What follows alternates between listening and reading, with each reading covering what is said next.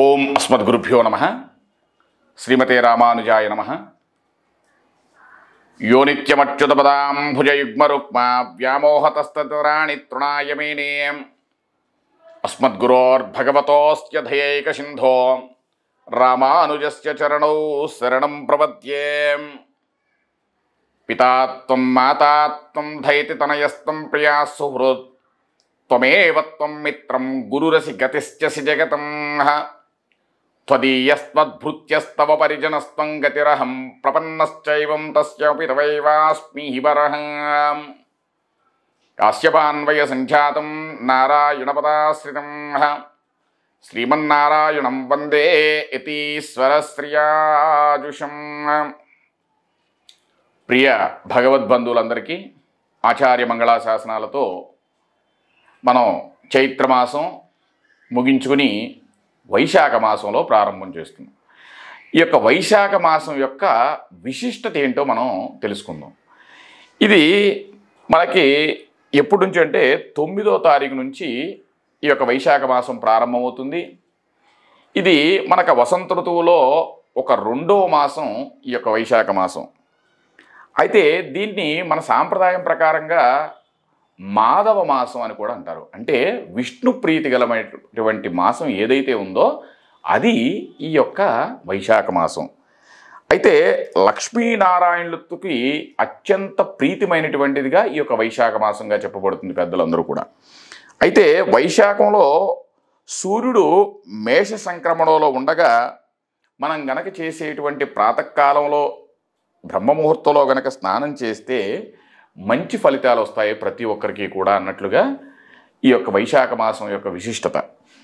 మరియు మాసాలన్నిటిలో కూడా మనకు కార్తీక మాసం మాఘమాసం ఎలా అయితే ఉంటుందో ఈ యొక్క వైశాఖ మాసం కూడా ఉత్తమమైనటువంటి ఫలప్రదాయిని, మన యొక్క అభీష్టాలన్నీ కూడా నెరవేర్చేటువంటి ఈ యొక్క మాసం. అయితే ఈ యొక్క మాసంలో మనం ఏం చేయాలంటే విశేషంగా దానాలు చేసేటువంటిది పుణ్యఫలప్రదమైనటువంటిది యొక్క వైశాఖ మాసంలో. అయితే ఈ తులసీ దళాలతో ఆ యొక్క శ్రీ మహావిష్ణువుని లక్ష్మీదేవితో కూడి పూజిస్తే గనక మరియు యజ్ఞాలకు పూజాధికాలకు మనం దానాలుగా అంటే ఒక యజ్ఞాలు జరుగుతూ ఉంటాయి. ఒక అర్చనగా కానీ భగవత్ కైంకర్యానికి ప్రతి ఒక్కరూ కూడా తమ వంతుగా పాలు పంచుకుని మరియు రావి చెట్టు అశ్వత్థ వృక్షం ఏదైతే ఉందో ఆ రావి చెట్టు యొక్క మొదళ్ళకి కనుక మనకు ఈ యొక్క జలాన్ని ఆ యొక్క నీటిని కనుక మనం పోసినట్లయితే ఆ యొక్క విష్ణు యొక్క అనుగ్రహంతో పాటు మన యొక్క పూర్వీకులందరూ కూడా సంతోషపడతారన్నట్లుగా కూడా ఈ యొక్క వైశాఖ మాసంలో చెప్తుంది. అలాగే మనకి శివునికి కూడా ధారపాత్ర అంటే అది నిరంతరంగా ఆ యొక్క ధారపాత్రతో చేసే అభిషేకం కూడా ఈ యొక్క వైశాఖ మాసంలో చాలా విశేషమైనటువంటిది. అయితే మన యొక్క కాలానికి అనుగుణంగా వచ్చేటువంటి తిథులు, వారాలు, నక్షత్రాలు ఇవన్నీ కూడా మనకి ప్రత్యేకతంగా సంతరించుకుంటాయి అన్నట్లుగా మనం చెప్పినట్లుగా పెద్దలు ఈ యొక్క మాసంలో చేసేటువంటి దాన ధర్మాలే విశేషంగా చెప్తున్నాయి. అంటే ప్రతి కూడా ఈ వైశాఖ మాసంలో అది చిన్నదైనప్పటికీ కూడా పెద్దదైనప్పటికీ కూడా తన తోచిన విధంగా తనకి శక్తి కొలది మనకి ఇతరులకి మనం దానం చేయడం అనేది కూడా చెప్తుంది. ఈ యొక్క ఎండలు ఎక్కువగా ఉంటాయి కాబట్టి చలివేంద్రాలు ఏర్పాటు చేస్తూ ఉంటారు చాలామంది. ఆకలితో ఉన్నవాడికి అన్నం పెట్టడం కానీ ఇలాంటి కూడా చాలా విశేషం. అయితే శ్రీ మహావిష్ణువుని ఆరాధించడం వల్ల ఈ యొక్క వైశాఖ మాసంలో ధనానికి ఎటువంటి ఆర్థికపరమైనటువంటి లోటు కూడా ఉంటుంది.